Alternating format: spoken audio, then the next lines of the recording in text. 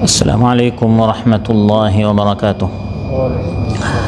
الحمد لله الذي أنزل على عبده الكتاب وهزم وحده الأحزاب، وأشهد أن لا إله إلا الله وحده لا شريك له غافر الذنب وقابل التوب شديد العقاب، وأشهد أن سيدنا ونبينا محمدًا عبد الله ورسوله كان خلقه الكتاب وقوله فصل الخطاب، صلى الله تعالى عليه وعلى آله وصحبه إلى يوم الدين والحساب. أما بعد فأعوذ بالله من الشيطان الرجيم. بسم الله الرحمن الرحيم. أيعدكم أنكم إذا متم وكنتم ترابا وعظاما أنكم مخرجون هيهات هيهات لما توعدون إن هي إلا حياتنا الدنيا نموت ونحيا وما نحن بمبعوثين। আল্লাহ তাআলা ইরশাদ করেন, কাফিররা বলল, সে অর্থাৎ এই নবীকে বলে, সে কি তোমাদেরকে ওয়াদা করছে, প্রতিশ্রুতি দিচ্ছে যে তোমরা যখন মারা যাবে এবং মাটি ও হাড্ডি হয়ে যাবে যে তোমাদেরকে আবার উঠানো হবে? এটা অসম্ভব, অনেক দূরের বিষয়। তোমাদেরকে যে ওয়াদা করা হচ্ছে এটি হচ্ছে আমাদের দুনিয়ার জিন্দেগি। আমরা মারা যাব, আবার জীবিত হব, কখনো আমাদেরকে উঠানো হবে না। আল মানতাকাতুস সানাঈর এই মসজিদে আয়োজিত আজকের এই পবিত্র মজলিসে উপস্থিত সম্মানিত মুসল্লি ভাইরা, সূরাতুল মুমিনুন থেকে 3টি আয়াত 35, 36 এবং 37 এই 3টি আয়াত তিলাওয়াত করে এর সহজ সরল বাংলা অনুবাদ উপস্থাপন করলাম। এই 3টি আয়াতে আল্লাহ তাআলা কাফির মুশরিকদের একটি ভ্রান্ত ধারণা উল্লেখ করে এর জবাব দিয়েছেন। কাফির মুশরিকরা বলতো এই দুনিয়াই হচ্ছে আসল জিন্দেগি, এরপরে আর কোনো হায়াত নেই। আল্লাহ তাআলা জবাব দিয়েছেন, এই দুনিয়াটি আসল জিন্দেগি নয়, বরং মৃত্যুর পর আসল জিন্দেগি আখিরাতের জিন্দেগি। সম্মানিত ভাইরা, আমরা সবাই জানি যে আমাদের প্রত্যেককে একদিন মৃত্যুর স্বাদ আস্বাদন করতে হবে। প্রাণ, নিষ্প্রাণ, প্রাণ ভিতরে থাকুক বা না থাকুক, নিষ্প্রাণও যত বিষয় আছে, যেমন ইট পাথর, যত জিনিসপত্র, সব কিছু একদিন শেষ হতে হয়। আর প্রাণী যত কিছু আছে একদিন তাদের শ্বাস ফুরাতে হয়, জীবন শেষ হতে হয়। কোরআনের মধ্যে আল্লাহ তাআলা ইরশাদ করেন, কুল্লু নাফসিন যায়িকাতুল মাউত, প্রত্যেক প্রাণীকে মৃত্যুর স্বাদ আস্বাদন করতেই হবে। রাজা প্রজা, ধনী গরিব, অঢেল সম্পদের অধিকারী, নিঃস্ব দরিদ্র, নারী পুরুষ, বাবা সন্তান, দাদা নাতি, চাচা ভাতিজা, সকল সম্পর্ক ছিন্ন হবে। একদিন সবাইকে রেখে একে একে কবরে যেতে হবে। বিশাল সাম্রাজ্যের অধিকারী ছিলেন আব্বাসী খলিফা আল ওয়াসিক বিল্লাহ। এই বাদশাহী ছেড়ে যখন তার মৃত্যুর সময় আসলো, মুমূর্ষ অবস্থায় তিনি বললেন, ইয়া মান লা ইয়াজুলু মুলকুহু ইরহাম মান ক্বাদ যালা মুলকুহু, হেই সেই মহাসত্তা যার বাদশাহী কখনো খতম হয় না, সেই সত্তার উপর দয়া করুন যার বাদশাহী এখন শেষ হয়ে যাচ্ছে। আমি অনেক বড় সাম্রাজ্যের দেশের মালিক ছিলাম, বাদশাহ ছিলাম, এখন আমার বাদশাহী শেষ, রাজত্ব শেষ। হে রাজাদিরাজ যার বাদশাহী শেষ হয় না, হাইয়ুন লা ইয়ামুত, আপনি কখনো মারা যান না। আমি বাদশাহ ছিলাম, রাজা ছিলাম, কিন্তু এখন আমি মুমূর্ষ অবস্থায়, আমার এই ক্ষমতা এখন শেষ হয়ে যাচ্ছে। এই মৃত্যুর পর আমাদের আসল জিন্দেগি, মৃত্যুর পর, মৃত্যুর আগের জিন্দেগিতে আমরা যত আমল করেছি, মৃত্যু পরবর্তী জিন্দেগিতে এর হিসাব আমাকে আপনাকে পাই পাই করে আল্লাহর সামনে দিতে হবে। কিন্তু যুগে যুগে কাফির মুশরিকরা নবীদের এই দাওয়াতকে তারা প্রত্যাখ্যান করেছে, হাসাহাসি করতো যে মরার পর আবার জিন্দেগি কী। যেমন আলুচ্চায়ত আল্লাহ তাআলা বলেন যে নবী যখন তাদেরকে বললেন, হে আমার কওম, শুধু আল্লাহর ইবাদত করো, কারণ তার কোনো শরিক নেই, মৃত্যুর পর তোমাদেরকে প্রত্যেকটি আমলের পুরস্কার বা শাস্তি পেতে হবে, তখন তারা পরস্পর হাসাহাসি করত আর বলতো, أيعدكم أنكم إذا متم وكنتم ترابا وعظاما أنكم مخرجون। এই নবী বলে কি আয়াইদুকুম, সে কি তোমাদের সাথে এই ওয়াদা করে, আন্নাকুম ইদা মিত্তুম, যে তোমরা যখন মারা যাবে, ওয়াকুনতুম তুরাবান, তোমরা মাটি হয়ে যাবে। তুরাব বলা হয় মাটিকে, মাটির সাথে যখন তোমরা মিশে যাবে, ওয়াইদামান, হাড্ডি হয়ে যাবে, আন্নাকুম মুখরাজুন, তোমাদেরকে নাকি আবার খারিজ করা হবে, অর্থাৎ জমিন থেকে আবার নাকি বের করা হবে, আবার নাকি আমাদেরকে পুনরুত্থিত করা হবে, পুনরুজ্জীবিত করা হবে। আইয়ুকালু হাযা, এটাকে বোধগম্য, এটাকে মানার বিষয়। পরস্পর তারা এভাবে হাসাহাসি করত। শুধু সেই যুগের নবী নয়, আল্লাহ কোরআনের মধ্যে বলেন যুগে যুগে কাফির মুশরিকরা নবীদের আখিরাত সংক্রান্ত বিষয়ে তারা হাসাহাসি করত, যে এই জিন্দগির পর আরেক জিন্দগি আছে, এটা হয় কি করে।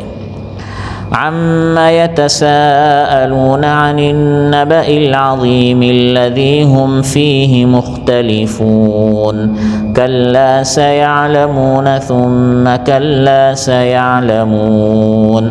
আল্লাহ তাআলা বলেন তারা পরস্পর কোন বিষয়ে সমালোচনা করে, কথা বলে, প্রশ্ন করে, পরস্পর জিজ্ঞাসা করে সেই মহাসংবাদ সম্পর্কে নাকি যে মৃত্যুর পর আবার পরকালে আল্লাহর সামনে হাজির হতে হবে।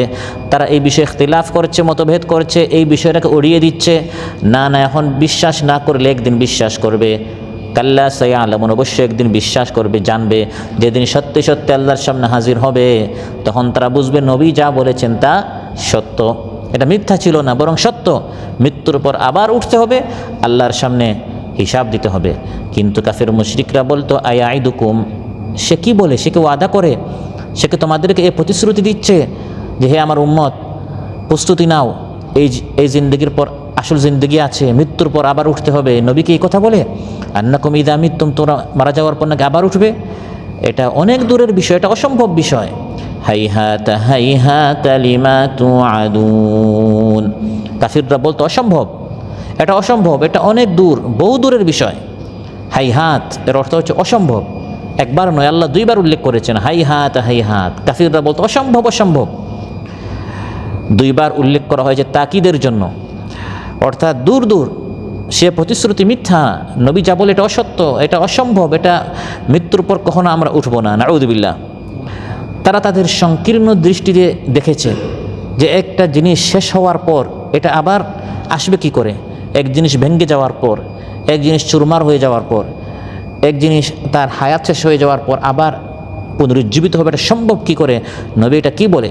তারা তাদের যে শক্তি, এই শক্তি তারা তুলনা করেছে স্রষ্টার শক্তিকে। আমাদের শক্তি আর আল্লাহর স্রষ্টার শক্তি তো এক হতে পারে না। আমাদের হাত থেকে যখন এক জিনিস ভেঙে যায়, এটাকে আর লাগানো যায় না। এক জিনিস যখন চুরমার হয়ে যায়, এটাকে আবার পুনর্বার বানানো আমাদের পক্ষে সম্ভব হয় না। এটা আমাদের শক্তি, কিন্তু আমাদের মহা স্রষ্টা আল্লাহ তাআলার শক্তি তো এমন নন। তিনি তো এক জিনিসকে শেষ হয়ে যাওয়ার পর আবার তাকে পুনর্বার সৃষ্টি করতে পারেন। কোরআনের মধ্যে আল্লাহ তাআলা ইরশাদ করেন, আওয়ালাম ইয়ারাল ইনসানু আন্না খালাকনাহু মিন নুতফাতিন ফাইযা হুয়া খাসীমুম মুবিন। এই মানুষ কি নিজের দিকে তাকায় না? আমি তাকে একটি নুতফা থেকে, একটি ফুটা থেকে সৃষ্টি করেছি, এখন সে স্পষ্ট ঝগড়া করছে। আমি তাকে এক নুতফা থেকে সৃষ্টি করলাম, এখন বড় হয়ে মেধা হলো, শক্তি হলো, তর্ক বিতর্ক করে আমি মরার পর আবার আল্লাহকে আমাকে উঠাতে পারেন? এখন সে আল্লাহর শক্তি নিয়ে প্রশ্ন উঠায়।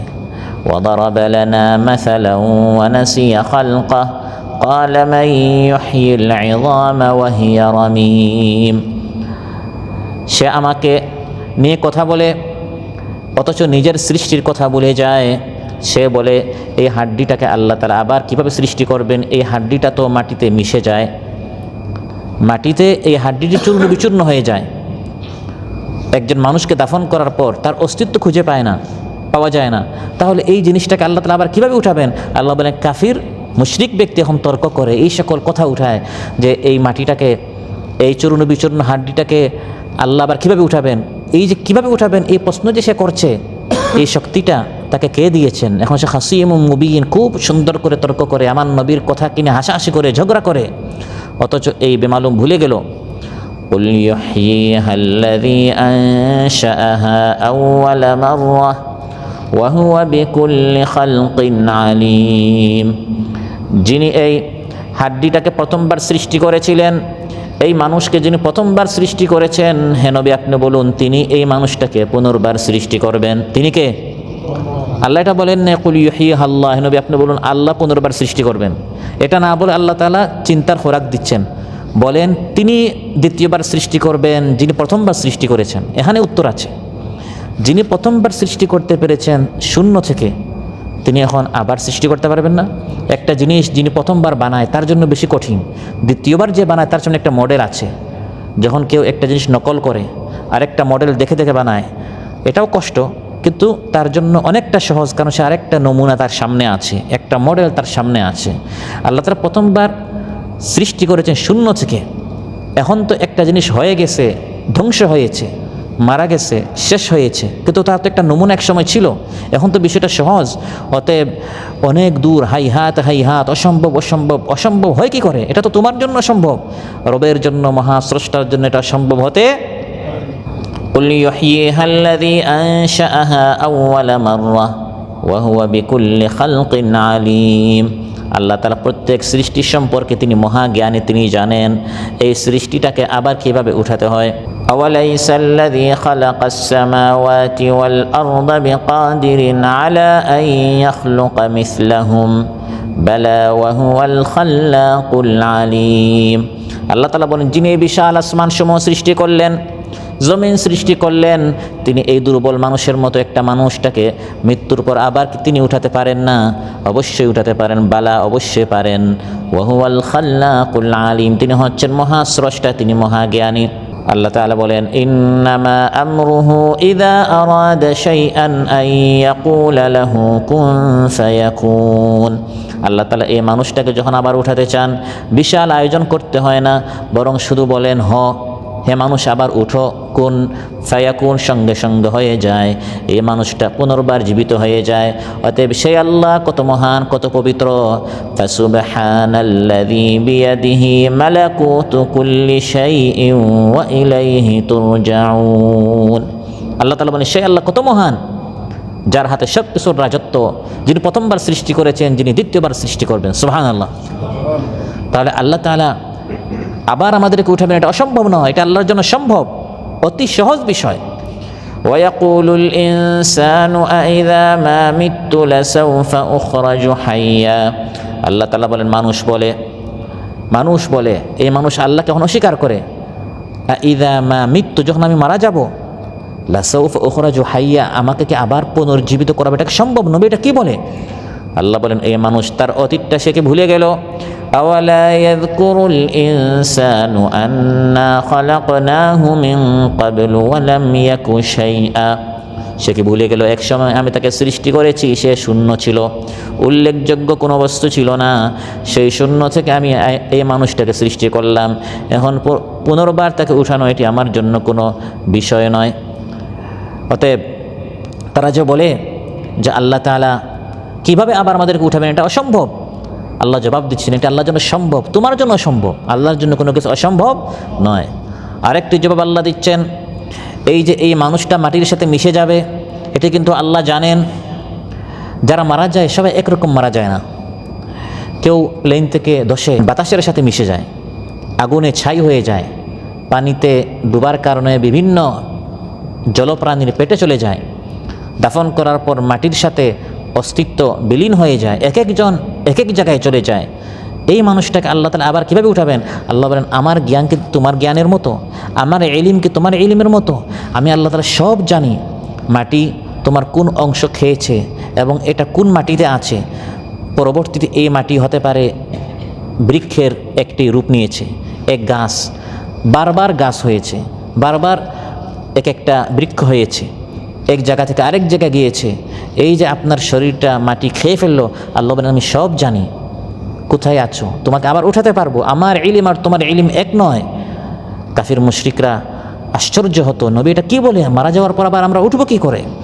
বাল আজিবু আন জাআহুম মুনযিরুম মিনহুম ফাকালাল কাফিরুনা হাযা শাইউন আজীব আইযা মিতনা ওয়া কুন্না তুরাবা যালিকা রাজউন বাঈদ। আল্লাহ তাআলা বলেন, কাফির মুশরিকরা আশ্চর্য হয়। তাদের নিকট একজন সতর্ককারী নবী এসে বলেন, সাবধান, সতর্ক হও, প্রস্তুতি নাও, এই জীবনের পর আবার জীবন আছে, তোমাদেরকে আবার উঠতে হবে, আল্লাহর সামনে হিসাব দিতে হবে। তখন কাফির মুশরিকরা বলে, কালাল কাফিরুন হাযা শাইউন আজীব, এটা তো আশ্চর্যজনক একটি বিষয়, বিস্ময়কর একটি বিষয়।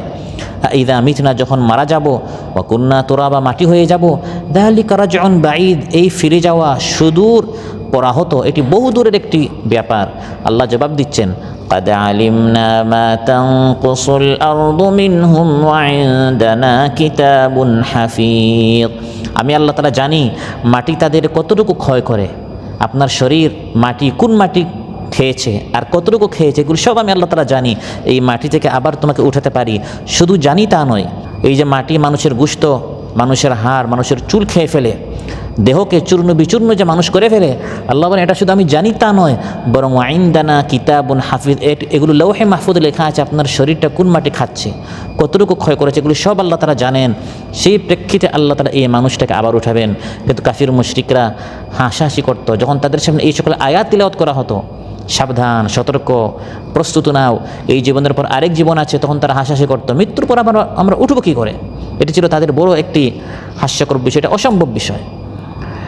তাদের একটি যুক্তি ছিল, যদি মৃত্যুর পর আবার ওঠা সম্ভব হতো তাহলে আমাদের বাপ দাদাদেরকে সামনে এনে দেখান, আমার বাবা মারা গিয়েছেন, আমার দাদা মারা গিয়েছেন, পরদাদা মারা গিয়েছেন, পূর্বপুরুষ কত মানুষ মারা গিয়েছেন, হে নবী এই কবর থেকে আমার অমুক পূর্বপুরুষকে উঠিয়ে দেখান, তাহলে আমি বুঝবো যে আমি মারা গেলেও আমি একবার উঠবো। এরকম তারা একটি যুক্তি পেশ করত। কোরআন বলছে, ওয়া ইযা তুতলা আলাইহিম আয়াতুনা বাইয়িনাতিম মা কানা হুজ্জাতুহুম ইল্লা আন ক্বালু তু বিআবাইনা ما كان حجتهم إلا أن قالوا ائتوا بآبائنا إن كنتم صادقين। যখন তাদের সামনে আমার আয়াত তিলাওয়াত করা হয়, বোঝানো হয় ভাই আখিরাত আছে, আবার আল্লাহর সামনে উঠতে হবে, তখন তাদের একটা যুক্তি হচ্ছে, ইতু বিআবাইনা, আমাদের বাপ দাদাদেরকে একটু সামনে এনে দেখাও, মারা গিয়েছে, মাটির সাথে মিশে গেছে, জীবনে তো শুনলাম না কোনো বাবা কবর থেকে উঠেছে। তো নবী বলে যে আবার নাকি আমাদের উঠতে হবে। আল্লাহ তাআলা জবাব দিচ্ছেন, কুলিল্লাহু ইউহয়িকুম, নবী উঠাবেন না, তোমরা নবীকে বলছো কেন? উঠাবেন কে? আল্লাহ তাআলা। আর তোমরা বলবে আর আল্লাহ তাআলা তোমাদের কথা মতো এরকম উঠাবেন? যখন সত্য সত্য যদি নবী আল্লাহর হুকুম উঠাবেন না, তখন তো আবার তোমরা বলবে এটা জাদু। নবী তো এরকম অনেক কিছু দেখিয়েছেন তোমাদের কথা মতো, তোমরা বলেছো এগুলো সব জাদু। এগুলো কোনো খেলতামাশের বিষয় না যে তুমি বলবে, তারপর তোমার সন্তান এসে আবার বলবে, তারপর তোমার নাতি এসে আবার বলবে, প্রত্যেককে এরকম এক একজনকে খবর থেকে বের করে করে দেখাতে হবে, বিশ্বাস করাতে হবে, বিষয়টা এমন নয়। নবীর কাজ হচ্ছে তোমাদেরকে এসে বুঝানো, বুঝলে বুঝো, না বুঝলে তোমার এই আমলের ফল তোমাকে পরকালে পেতে হবে। নবী তোমার কল্যাণের জন্য এসে তোমাকে সতর্ক করেছেন, এই জিন্দেগির পর আরেক জিন্দেগি আছে, ওই জিন্দেগি প্রস্তুতি নাও এবং জেনে রাখো অবশ্যই আল্লাহর সামনে তোমাকে উঠতে হবে। কুলিল্লাহু ইউহয়িকুম, অবশ্যই আল্লাহ তাআলা তোমাদেরকে আবার জীবিত করবেন। প্রথমবার আল্লাহ তাআলা সৃষ্টি করেছেন, সুম্মা ইউমীতুকুম, মৃত্যু আল্লাহ দিবেন, সুম্মা ইউহয়িকুম, আবার আল্লাহ তাআলা কিয়ামতের দিন উঠাবেন, সুম্মা ইয়াজমাউকুম ইলা ইয়াউমিল কিয়ামাহ, কিয়ামতের দিন সবাইকে আল্লাহ জমা করবেন, একত্রিত করবেন, সমাবেত করবেন তার সামনে, লা রাইবা ফি, তাতে কোনো সন্দেহ নেই। অতএব এই পরকালের জন্য আমাদেরকে প্রস্তুতি নিতে হবে। কিন্তু আলোচ্য তাআলা তাদের কাফির মুশরিকরা মস্কারি করতো, মৃত্যুর পর আবার আমরা উঠবো কী করে? এই জিন্দেগিটা আসল জিন্দেগি, খাও ফুর্তি করো, 30 বছর 50 বছর 60 বছর 70 বছর এই জিন্দেগি, এখানেই সুখ শান্তি করো, মৃত্যুর পর আবার কোথায় জান্নাত কোথায় জাহান্নাম। নবী এগুলো কাল্পনিক কথা বলে এরকম তারা উড়িয়ে দিত। নাউযুবিল্লাহ। কাফিরদের কথা আল্লাহ তাআলা নকল করছেন, উল্লেখ করেছেন। কাফির মুশরিকরা বলতো এই জিন্দেগিটা আসল জিন্দেগি, ইন হিয়া ইল্লা হায়াতুনাদ দুনিয়া নামুতু ওয়া নাহইয়া ওয়া মা নাহনু বিমাবউসিন। তারা বলতো ইন হিয়া ইল্লা হায়াতুনাদ দুনিয়া, এটি হচ্ছে আমাদের হায়াত, দুনিয়ার জিন্দেগি, লাল হায়াতিল আখিরা, আখিরাতের হায়াত বলতে কিছু নেই, এই দুনিয়াটাই আসল জীবনী, নগদে যা পাই এটাই আসল, বাকিতে এখন আমি এখানে বসলাম, কোথায় আমার পুরস্কার? বলে পাবে তুমি জান্নাতে। কোথায় জান্নাতে? এখন যদি এখান থেকে আমি বাহিরে গিয়ে কাজ করি তাহলে আমি নগদে পাবো, নগদে বিশ্বাসী। পরে পাবেন, মৃত্যুর পর পরে জান্নাত, পরে জাহান্নাম, এগুলোতে আমরা বিশ্বাস করি না। নামুতু ওয়া নাহইয়া, মারা যাব আবার উঠবো, অর্থাৎ আমাদের বাবারা মারা যাচ্ছে, আমরা এসেছি, আমরা মারা যাব, আমাদের ছেলেরা আসবে, এটি হচ্ছে আসল জিন্দেগি। এই যে আমরা হায়াতটা পাই, এখন আমার বাবা মারা গিয়েছে, আমি এসেছি, আবার আমি মারা যাব, আমার সন্তান আসবে, আমার পুঁজি হচ্ছে আমার এই 50 বছর, আমার এই 70 বছর, আমার এই 80 বছর, এই জিন্দেগিটা আমার আসল।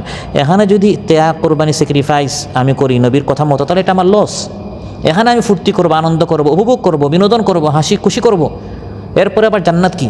এরকম কাফির মুশরিকরা বলতো। কিন্তু আজ অনেক মুসলমানরা এসকল কথা বলে কি না? তাদের আমল, তাদের চরিত্র, তাদের কথাবার্তা বোঝা যায় যে তারা পরকালে বিশ্বাস করে না।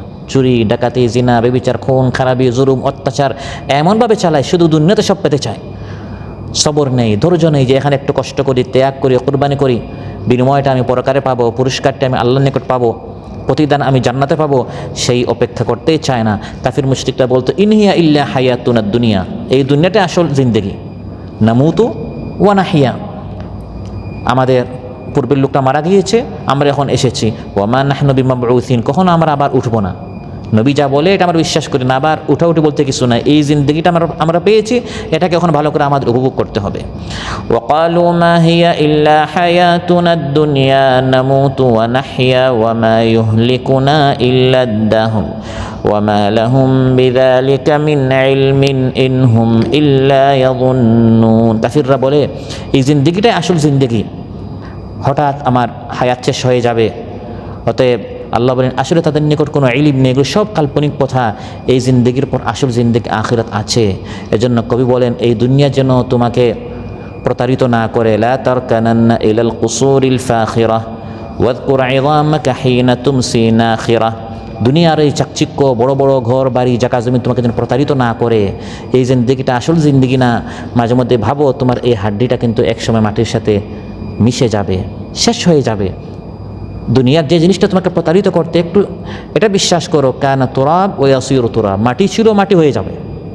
যে বাড়ি, যে প্রাসাদ, যে দোকান, যে ব্যবসা বাণিজ্য আপনাকে প্রতারিত করছে, এটা বিশ্বাস থাকতে হবে, এটাও এক সময় মাটি ছিল, আবার মাটি হয়ে যাবে। যে যৌবন, যে সুন্দরী নারী, যে দুনিয়ার চাকচিক্য, যে গাড়ি, যে নারী, যে বাড়ি, যে জিনিস আপনাকে প্রতারিত করছে, বুঝতে হবে যে এটা একসময় শেষ হয়ে যাবে।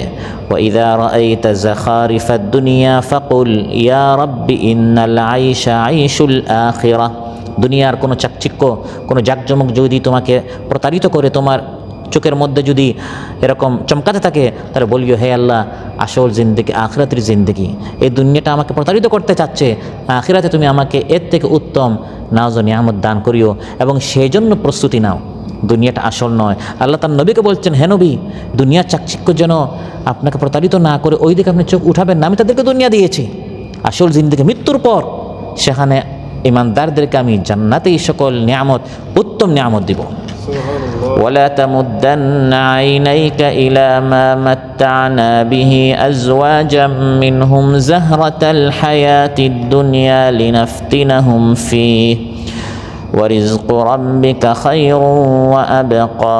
আল্লাহ তাআলা বলেন আমি তাদেরকে দুনিয়ার যে সৌন্দর্য দিয়েছি ওই দিকে চোখ উঠিয়ে আপনি তাকাবেন না। এগুলো দুনিয়ার পরীক্ষা হিসাবে আমি তাদেরকে দিয়েছি, দুনিয়ার চাকচিক্য, দুনিয়ার সৌন্দর্য পরীক্ষার জন্য। ওয়ারিজকু রাব্বিকা খায়রুন ওয়া আবকা, ইমানদারদের জন্য জান্নাতে আখিরাতে পরকালে আমি যে রিজেক, যে নাজ ও নিয়ামত তৈরি করে রেখেছি, সেটা উত্তম এবং সেটা স্থায়ী। সুবহানাল্লাহ। সে আজ যা পেয়েছে এটা কিছুদিন পর শেষ হয়ে যাবে। আপনি লালায়িত হচ্ছেন, ভাবছেন সে কত সুখী, তার মতো যদি আমি হতে পারতাম, চোখ উঠাবেন না। আল্লাহ আপনাকে যে কোরআন দিয়েছেন, এই সকল দ্বীনি বৈঠকের ব্যবস্থা করে দিয়েছেন, আপনি নামাজ পড়েন, আপনি সত্যবাদী, আপনি আমানতদার, আপনি পরহেজগার, আপনি মুত্তাকি, আপনি আল্লাহকে ভয় করেন, এই যে নিয়ামত আল্লাহ আপনাকে দিয়েছেন, এটি তার এই টাকা পয়সা দুনিয়ার এই সৌন্দর্য থেকে অনেক অনেক উত্তম, কারণ তার এগুলো শেষ হয়ে যাবে, আর আপনার এই পুরস্কারটি অশেষ অফুরন্ত জান্নাতে আপনি পাবেন।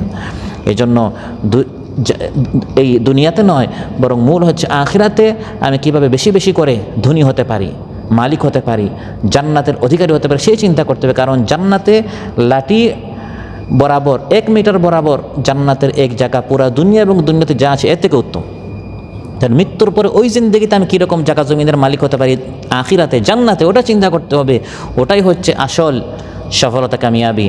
قال رسول الله صلى الله عليه وسلم لموضع صوت أحدكم في الجنة خير من الدنيا وما فيها। জান্নাতে লাঠি রাখা বরাবর এক জায়গা হচ্ছে দুনিয়া এবং দুনিয়াতে যা আছে তা থেকে উত্তম। দুনিয়ার যদি কোনো মূল্য আল্লাহর নিকট হতো, যেরকম কাফির মুশরিকদের নিকট দুনিয়াটাই সব কিছু, আল্লাহর নিকট যদি এর কোনো মূল্য হতো, তাহলে পুরা দুনিয়াটা আল্লাহ তাআলা ইমানদারদেরকে দিতেন, কাফিরদেরকে দুনিয়া দিতেন না। দুনিয়ার কোনো মূল্য নেই, বিধায় আল্লাহ তাআলা এই দুনিয়াটা কাদেরকে বেশি দিচ্ছেন? তার অপ্রিয়, যারা তাকে অস্বীকার করে, কাফিরদেরকে বেশি দিচ্ছেন। قال رسول الله صلى الله عليه وسلم لو كانت الدنيا تعدل عند الله جناح بعوضة ما سقى كافرا منها شربة ماء। এই দুনিয়া যদি আল্লাহর নিকট মশার ডানা বরাবর এর কোনো দাম থাকতো, মূল্য থাকতো, আল্লাহ কোনো কাফিরকে এক গ্লাস পানিও দিতেন না। কিন্তু এটা কোনো দাম নেই, সে পাক, তাকে আল্লাহ বেশি দিচ্ছেন, অঢেল সম্পদ দিচ্ছেন, আপনি সেদিকে তাকে বলবেন না সে কত সুখী, সে কত সৌভাগ্যবান, তাকে এটা দিচ্ছেন। আপনাকে আল্লাহ আখিরাতে জান্নাত দিতে চান, সে বলবে ইনহিয়া ইল্লা হায়াতুনা দুনিয়া, দুনিয়াটাই আসল, দুনিয়াতে পাওয়ার চেষ্টা করো, দুনিয়াতে সুখী হওয়ার চেষ্টা করো, দুনিয়াতে বিনোদন করো, দুনিয়াতে সব কিছু তৃপ্তি সহকারে পাওয়ার চেষ্টা করো। এটি তার থিওরি, এটি তার চিন্তা চেতনা, তার বিশ্বাস। কিন্তু আমার বিশ্বাস হচ্ছে পরকালে আমাকে সেখানে সুখী হতে হবে, জান্নাত পেতে হবে। সে দুনিয়া সম্পর্কে সব জানে, কিন্তু সে একটা সূরা জানে না, সে একটা জিকির জানে না, সে দোয়া কালাম জানে না, কারণ সে দুনিয়া সম্পর্কে সব কিছু জানে, জ্ঞান অর্জন করেছে, সে মনে করেছে দুনিয়াটাই সব। কোরআন বলে অনেক মানুষ এমন, ওয়ালাকিন্না আকসারান নাসি লা ইয়ালামুন, অধিকাংশ মানুষ জানে না। হ্যাঁ, একটা জিনিস জানে, সেটা হচ্ছে দুনিয়া। ইয়ালামুনা যাহিরাম মিনাল হায়াতিদ দুনিয়া ওয়া হুম আনিল আখিরাতি হুম গাফিলুন। দুনিয়া সম্পর্কে সব বুঝে, তার আপনি 1 টাকা তার আপনি টোকাতে পারবেন না, হিসাব নিকাশ একবারে 16 আনে সে বুঝে নিবে, সব বুঝে দুনিয়া। কিন্তু যখন কোরআন সম্পর্কে, সুন্নাহ সম্পর্কে, দিন সম্পর্কে, দোয়া কালাম সম্পর্কে, আরকান আহকাম সম্পর্কে কিছু জিজ্ঞাসা করবেন, কিছুই জানে না। এই সম্পর্কে সে নিজেকে একবারে গাফিল, উদাসীন, সে একবার বেখবর থাকে। কারণ তার থিওরি হচ্ছে, চিন্তা হচ্ছে এই দুনিয়াটাই সব, দুনিয়ার জন্য শুধু ইলম অর্জন করা, জ্ঞান অর্জন করা, দুনিয়া থেকে প্রতিষ্ঠিত। হ্যাঁ, দুনিয়ার জন্য চেষ্টা করতে হবে, কিন্তু দুনিয়ার গোলামি করা যাবে না, দুনিয়াটাই জীবনের মূল উদ্দেশ্য বানানো যাবে না। দুনিয়াতে চলার মতো অবশ্যই উপার্জন করতে হবে, দুনিয়াতে ভালো থাকার জন্য চেষ্টা করতে হবে। কারণ দোয়ার মধ্যে আমাদেরকে শেখানো হয়েছে রাব্বানা আতিনা ফিদ দুনিয়া হাসানা, দুনিয়ায় ভালো থাকার জন্য চেষ্টা করতে হবে, ওয়াফিল আখিরাতি হাসানা, আখিরাতের জন্য চেষ্টা করতে হবে। কিন্তু দুনিয়াকে জীবনের উদ্দেশ্য, দুনিয়াকে সফলতার আসল মানদণ্ড বানানো যাবে না। এটি হচ্ছে কাফির মুশরিকদের থিওরি।